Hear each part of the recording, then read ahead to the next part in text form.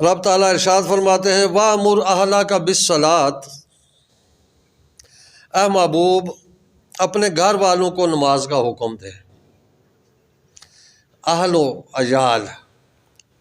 خطاب محبوب سے ہے مگر مراد ساری امت ہے۔ حضور علیہ الصلوۃ والسلام سے بھی ہے کہ آپ کے اہل و عیال اہل بیت اطہار، اور حضور علیہ الصلوۃ والسلام کا تو معمول رہا اس آیت کے بعد کہ خاص کر صبح کے وقت جس وقت آپ نماز کے لیے مسجد کو تشریف لاتے تو ضرور سیدہ فاطمہ الزہرا سلام اللہ علیہا کا دروازہ کھٹکھٹاتے کہ الصلاۃ الصلاۃ، نماز نماز، تو ان کو جو ہے نا نماز کی آپ تلقین فرمایا کرتے تھے۔ اور یہی چیز حضور علیہ الصلوۃ والسلام کے صحابہ کے بار اور دیگر ائمہ اہل بیت اور دیگر ائمہ جو ہے نا ان کے بارے میں بھی ہے کہ وہ اپنے گھر والوں کو نماز کی بڑی تلقین کیا کرتے تھے، کرتے ہی رہتے تھے۔ اور ویسے بھی جو ہے نا اپنے اہل و عیال اولاد کے بارے میں جو ہے نا والد جو ہے یہ ذمہ دار ہے۔ تو بالکل جس طرح ایک حدیث شریف ہے حضور علیہ الصلوۃ والسلام نے فرمایا کہ کلکم رائن و کلکم مسئول عن رعیتہ، اور کما قال علیہ الصلوۃ والسلام کہ تم میں ہر ایک آدمی جو ہے نا وہ ذمہ دار ہے، نگران ہے، اور اس سے اس کی رعیت جو اس کے زیر نگران آدمی ہے ان کے بارے میں پوچھا جائے گا کہ تم نے ان کو اللہ تعالیٰ کے احکام پر عمل کرنے کا حکم دیا یا نہیں دیا۔ کل یہ ہر ایک سے پوچھا جائے گا۔ حضور علیہ الصلوۃ والسلام کے ایک اور حدیث شریف کا اس سلسلے میں بیان کیے دیتے ہیں، اس کا مفہوم کچھ ایسا ہے کہ آپ نے فرمایا کہ جو میاں بیوی جو مثالی ایک اچھے میاں بیوی ہیں نا، ان کی نشانیوں میں سے نبی پاک صلی اللہ علیہ وسلم نے یہ بھی بیان فرمایا کہ اگر مرد صبح کے ٹائم نہیں اٹھتا نا، اس کی آنکھ نہیں کھلتی ہے، بیوی اٹھتی ہے، نماز پڑھتی ہے، خاوند سویا ہی رہتا ہے، اٹھتا ہی نہیں ہے، تو آپ نے فرمایا پہلے تو بیگم کا کام ہے بیوی کا کہ مرد کو اٹھائے، اگر نہیں اٹھتا اس کی نیند غالب رہتی ہے تو آپ نے فرمایا اس پر پانی کا چھینٹا مارے، اس کے منہ پر پانی کا چھینٹا مارے نا تو وہ خود بخود اس کی نیند اڑ جائے گی، پھر وہ اٹھ جائے گا۔ اسی طریقے سے اگر خامند اٹھتا ہے بیوی نہیں اٹھتی ہے تو یہ خامند کی ڈیوٹی ہے، اس طریقے سے ان کو اٹھاؤ نماز کے لیے۔ تو یہ اس طریقے سے حضور علیہ الصلوۃ والسلام کے فرمان ہیں، تو آپ خود بھی عمل کرتے ہیں۔ حضرت مولا علی کرم اللہ وجہ الکریم کو، سیدہ فاطمہ الزہرا سلام اللہ علیہا کو نماز کی تلقین کرتے ہیں، صبح کے ٹائم جس وقت آتے ہیں تو ان کو بھی آواز دیتے ہیں، دروازہ کھٹکھٹاتے ہیں، اور اسی طریقے سے جو ہے نا دیگر امت کے لیے بھی آپ کی یہی تلقین ہے۔ ہمیں بھی چاہیے کہ اپنے سارے گھر والوں کو جو ہے نا نماز روزے کی پابندی کرائیں، نہیں تو کل اللہ تبارک و تعالیٰ کے حضور جو مرد ہے، گھر کا سربراہ مرد ہوتا ہے، اس سے اس کے گھر والوں کے بارے میں ضرور پوچھا جائے گا کہ تم نے ان کو اللہ تعالیٰ کے احکامات پر عمل کرنے کا حکم دیا یا نہیں دیا۔ پھر آگے حکم آدمی دے، پھر آگے جو ہے نا عمل اگر نہیں بھی ہے تو اپنی طرف سے آدمی بری ذمہ ہو جاتا ہے۔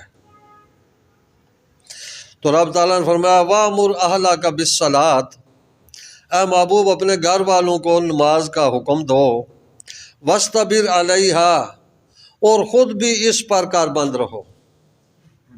ہاں، تو یعنی یہ نہیں ہے جی کہ بیٹوں کو تو اولاد کو گھر والی کو تو نماز نماز نماز کا کہے خود پڑھے ہی نہیں، یہ نہیں ہے۔ تو اصل میں جو ہے نا چیز کا اثر زبان سے زیادہ عمل سے ہوتا ہے، کردار سے ہوتا ہے۔ اگر آدمی خود خاوند نمازی ہے نا تو اس کی اولاد، اس کی بیوی اگر حکم نہیں بھی دیتا پھر بھی وہ عمل کے ذریعے اس کو دیکھ کر بھی ان کو تھوڑی بہت رغبت پیدا ہو جائے گی۔ تو اگر صرف حکم ہی دیتا ہے خود تو اٹھتا ہی نہیں ہے تو باقیوں کو کہتا اٹھو نماز پڑھو، خود اٹھتا ہی نہیں ہو تو پھر کوئی بھی نہیں اٹھے گا، اس کی بات میں کوئی اثر نہیں ہوگا، کوئی وزن نہیں ہوگا۔ تو اس لیے پہلے خود وہ عمل کرو، پھر دوسروں کو اس کی دعوت دو۔ اس لیے رب تعالیٰ نے فرمایا محبوب، حالانکہ حضور علیہ الصلوۃ والسلام تو یہ تو آپ سے تصور بھی نہیں ہو سکتا نا کہ آپ نماز قائم نہیں کریں گے، نماز ٹائم پر نہیں پڑھیں گے، یہ بات نہیں ہو سکتی۔ تو جس طرح پہلے میں نے کہا نا کہ یہ آپ کی وجہ سے امت کے لیے حکم ہے، تو یعنی کہ خود بھی نماز قائم کرو اور دوسروں کو بھی نماز کا حکم دو، اپنے گھر والوں کو۔ اور یہ وسطبر جو لفظ ہے نا، یہ صبر سے زیادہ محکم ہے، زیادہ اس میں وزن ہے، زیادہ تاکید ہے۔ خود بھی اس پر کاربند رہو۔ لا نسألک رزقا، ہم تم سے رزق تو نہیں مانگتے۔ کتنی بڑی بات ہے یار۔ رب تعالیٰ فرماتے ہیں کہ ہم تم سے رزق نہیں مانگتے کہ ہمیں تم کھلاؤ پلاؤ۔ نحن نرزقک، ہم تمہیں رزق دیتے ہیں، رزق دینے والے ہم ہیں، تم رازق نہیں ہو، رازق ہم ہیں۔ تو جب سے ہم نے اپنے آپ کو رازق سمجھ لیا ہے نا کہ ہم ہی رزق کھلانے والے ہیں تو پہنچانے والے ہیں، تو اس وقت سے ہم نماز روزے کی طرف سے غافل ہو گئے ہیں، صرف رزق ہی کے پیچھے پڑ گئے ہیں۔ اس کا یہ معنی نہیں ہے کہ آدمی بالکل یہ دین کی نماز وغیرہ کے لیے کام کاج چھوڑ ہی دے جی، کہ رب تعالیٰ فرماتا میں رزق دیتا ہوں تو پھر رزق کے پیچھے آدمی کام کاج ملازمت وغیرہ کچھ بھی نہ کرے، چھوڑ دے، زمینداری بھی نہ کرے کہ رزق تو رب تعالیٰ دیتا ہے۔ یہ چیز نہیں ہے، بلکہ وہ تو رب تعالیٰ نے اس کا بھی حکم دیا ہے کہ اذا قضیت الصلاۃ فانتشروا فی الارض وابتغوا من فضل اللہ، کہ جس وقت تم نماز سے فارغ ہو تو پھر زمین میں بکھر جاؤ، پھیل جاؤ اور اللہ کا فضل تلاش کرو۔ اللہ کے فضل سے مراد روزی ہے، کمائی کرنا ہے اپنی، تو وہ بھی ضروری ہے، لیکن اتنا نہیں ہے یار کہ آدمی صرف نماز کا کہا جائے تو کہے جی کہ میرے پاس تو ٹائم ہی نہیں ہے، ٹائم ہی نہیں، یعنی کہ صرف اور صرف اپنی روزی کمانے کا ہی تمہارے پاس ٹائم ہے، اس کے علاوہ اور کسی کا چیز کا ٹائم نہیں ہے تمہارے پاس۔ تو وہ نہیں ہے کہ آدمی بالکل ہی اسی میں کھو جائے، دنیا میں ہی کھو جائے، نہ اللہ یاد رہے، نہ اللہ کا رسول یاد رہے، نہ اس کے احکام یاد رہے۔ کہ کتنی عجیب بات ہے کہ آدمی اگر یہ جواب دے ٹائم ہی نہیں ہے، ٹائم نہیں ہے۔ حالانکہ اصل تو یہ ہے نا کہ جس طرح رب تعالیٰ نے فرمایا کہ وَمَا خَلَقْتُ الْجِنَّ وَالْإِنسَ إِلَّا لِيَعْبُدُونَ، کہ ہم نے تو جنوں انسانوں کو صرف اور صرف اپنی عبادت کے لیے پیدا کیا ہے۔ تو اصل مقصد تو عبادت ہے رب تعالیٰ کی، باقی یہ کھانے پینا اس کا انتظام کرنا یہ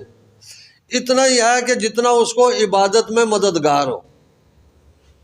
اگر اس نیت سے وہ کام کاج کرتا ہے نا کہ ایک تو رزق حلال کی تلاش کرنی ہے، پھر ساتھ جی کہ یہ روٹی وغیرہ کھا پی کر جو ہے نا اللہ کی عبادت کے لیے جسم میں انرجی آ جائے گی، طاقت آ جائے گی، آسانی سے کھڑے ہو کر نماز پڑھ سکیں گے، تو یہ زمینداری کرنا بھی عبادت ہوگا، ثواب کا کام ہوگا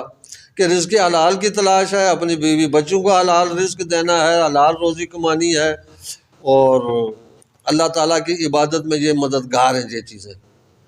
اسی نیت سے اگر کرے تو ملازمت جو ہے یہ بھی عبادت کے زمرے میں آئے گی۔ جو بھی کام کرے گا نا جائز کام، یہ نہیں کہ ناجائز شراب فروشی کرنا شروع کر دے، شراب بیچے، چرس بیچے، افیم، تو یہ تو نہیں ہے نا، لیکن جائز کام جو بھی ہیں، جو بھی کام کرے گا وہ عبادت کے زمرے میں آ جائے گا، کیونکہ یہ دین میں مددگار چیزیں ہیں۔ تو رب تعالیٰ ارشاد فرماتے ہیں کہ ہم تم سے روزی کا سوال نہیں کرتے، وہ ہم تمہیں روزی دینے والے ہیں، تو لہذا روزی کا تم فکر نہ کرو، رب تعالیٰ نے جو تمہارے مقدر میں لکھ دیا ہے وہ تمہیں ملے گا، ہر حال میں ملے گا، اور سارا دن بھاگتے رہو نا تو جتنا لکھا ہوا ہے اس سے زیادہ بھی نہیں ملے گا، اتنا ہی ملے گا جتنا اس نے لکھا ہے۔ تو اس لحاظ سے آدمی ٹھیک ہے یہ کام کاج کرے، لیکن اتنا کرے کہ نماز کے لیے، روزے کے لیے، دیگر جو اس کے احکام ہیں اس کے لیے اس کو ٹائم ضرور نکالنا چاہیے۔ پہلے یہ کام ہو نا اللہ کے حکم ہے، تو پھر جو ٹائم ملے وہ اپنے روزی کی تلاش میں۔ والعاقبۃ للتقویٰ، اور عاقبت جو ہے یہ تو متقی لوگوں کے لیے ہے۔ انجام کار آخرت، تمام کاموں کا جو انجام ہے نا، جو ان کا نتیجہ ہے، رزلٹ آنا ہے، یہ تو نیکی کرنے والوں ہی کے حصے میں آتا ہے۔ ہاں، جو برائیاں کرتے ہیں نا تو ان کا انجام بھی برا ہی ہوگا۔ وَقَالُوا لَوْلَا تَأْتِينَا بِآيَةٍ مِّن رَبِّهِ وَقَالُوا لَوْلَا يَأْتِينَا بِآيَةٍ مِّن رَبِّهِ، اور یہ کہتے ہیں، یہ کفار اور مشرکین کی بات ہے کہ تو ان کے رب کی طرف سے کیوں نہیں کوئی نشانی آئی، کیوں نہیں نشانی، یہ نشانی کیوں نہیں لے کر آئے اپنے رب کی طرف سے؟ جس وقت حضور علیہ السلام فرمایا کہ میں اللہ کا نبی ہوں، تو جس طرح دیگر انبیاء کرام اللہ تعالیٰ کی طرف سے معجزات لے کر آئے ہیں، نشانیاں لے کر آئے ہیں، تو یہ کیوں نہیں لے کر آئے؟ حالانکہ کتنی نشانیاں دکھا چکے، کتنے معجزات دکھا چکے، جو ان کی مانگیں دیے ہیں۔ تو اس چیز کا جواب رب تعالیٰ فرماتے ہیں اولم تأتihim بینۃ من ما فی الصحف الاولیٰ، تو کیا یہ ان تک نہیں پہنچے، ان کو نہیں آئے کہ بینۃ ما فی الصحف الاولیٰ، جو اگلی کتابوں میں واضح نشانیاں ہیں ان تک وہ نہیں پہنچی ہیں؟ یہ توراۃ، انجیل، زبور میں، قرآن مجید، ان میں کیا کچھ قرآن مجید کے جو اسباق ہیں، جو قرآن مجید کی تعلیمات ہیں، یہ وہی تعلیمات ہیں جو اگلی کتابوں کی ہیں۔ یہ قرآن مجید ان کی تصدیق کر رہا ہے، تو ان کو پھر اسی سے اندازہ لگا لینا چاہیے یار کہ یہ چیز جو ہے، یہ کتاب سچی ہے، کہ یہ اگلی کتابوں ہی کی تصدیق کر رہی ہے۔ پھر دوسرا یہ ہے کہ ان کتابوں میں نبی پاک صلی اللہ علیہ وسلم کی آمد کی خبریں موجود ہیں۔ رب تعالیٰ نے جس طرح گواہیاں دی ہیں، جا بجا جو ہے نا توراۃ، انجیل میں نبی پاک صلی اللہ علیہ وسلم کا تذکرہ موجود ہے۔ تو لہذا ان کو جو ہے نا پتہ ہے کہ یہ اگلی کتابوں میں آپ کا تذکرہ لکھا ہوا ہے، موجود ہے، تو یہ ان کو اسی کے مطابق یقین کر لینا چاہیے نا۔ پھر یہ بھی ہے کہ جس طرح اگلی امتوں نے جو منہ مانگے، معجزات مانگے،